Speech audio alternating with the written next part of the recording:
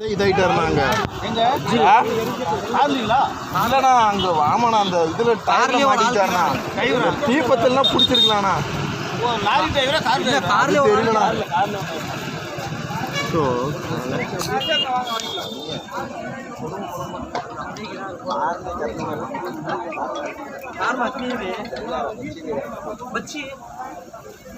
வண்டி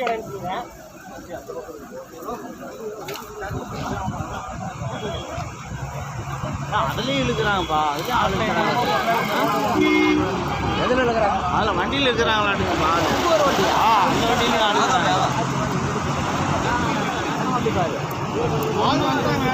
ரெண்டு 3 4 அங்கே ஒரு கார் பாருங்க மொத்தம் 5 வண்டி